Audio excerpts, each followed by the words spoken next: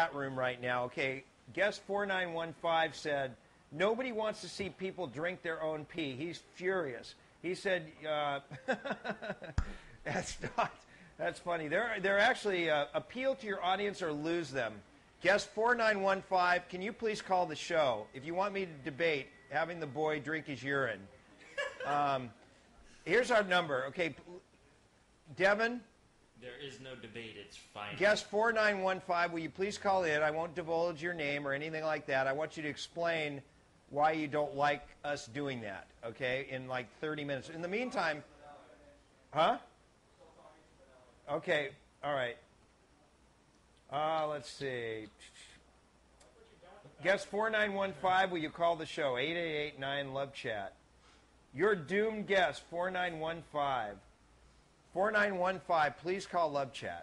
Anybody else who disagrees with us doing that, please call LUVCHAT right now. In the meantime, we're trying to get Maneli on here. Is Caitlin on her way, you guys? Yeah. Good, okay. Caitlin will be on later. Poor man had better read this on the air. Poor man got food poisoning recently. He got it from eating an 8-year... Oh, no, I'm not going to do that. Okay. Who are you calling? Okay. Is this Maneli or Manili Vanilli? Okay. I love tacos. Maneli? Hello? Yeah, hi Maneli. How are you? Hello? Yes, hello, Maneli? Can you hear me? I can hear you. Hello? I can't hear you. Okay, uno momento, por favor. Maneli? Oh, here we go. Hey, Maneli. Okay. What's going on? How are you, dude? Good. How you doing, man? Good, good. You're in Toronto, Canada, right? Yeah, that's right. Terrific. Thanks so much for putting up with our stupidity tonight. I hope you haven't been watching the show at all. No, it's all good. It's all good. Pretty funny, actually. Thanks. Well, you know, shortly after you're off, we're going to have somebody drinking their own urine who's 17 years old, which is... Yeah, I see that. That's pretty crazy. Yeah, it's going to be one of the greatest moments ever in my career. You know, hopefully people can put it up on YouTube because you know, when I go to get sponsors for this program, I want to be able to show that clip. You know, like yeah, like when that makes sense. Yeah, when I walk into like, oh, thank you, Charlie. All right, so Maneli, you are an amazing guitar player, and I know we couldn't get your webcam working. Do we have a picture of Maneli we can put up there? Okay, no problem. Why don't we do this? Can we show his video now, and then we'll talk to you a bit, because your guitar playing is amazing, your newest video. It's incredible. Yeah, thanks, man. Thanks, man. Okay. Maneli... Yeah, it really sucks about the webcam thing, man. I don't know what happened. It's working fine here. I don't know. It's weird. Well, you know what's funny is last night at least we're on the air. Last night we crashed and we're off the air for like an hour and a half. Yeah, I heard. Yeah, okay. Okay, cool. This is your newest video. Why don't you tell us about it, Maneli? Which video is this? It's your most recent one. I think it's been up for a few days or something. Cold Arrival? Yeah. Yeah, okay, well, it's a song I wrote when I first came to Canada about 6 years ago. I wrote it a little after that, but it was really inspired from me moving to Canada, and I lived in the States before that. So I wrote a song about, you know, the cold and everything. And it was, you know, it's not only the weather that it's implying that, but it's also about the emotional journey that someone has to go through when someone moves, I guess, to another place. Right, and you've lived everywhere. I mean, you're Persian, I guess. Were you born in Iran? No, I was born in Russia, actually. Wow, but you're Persian, correct?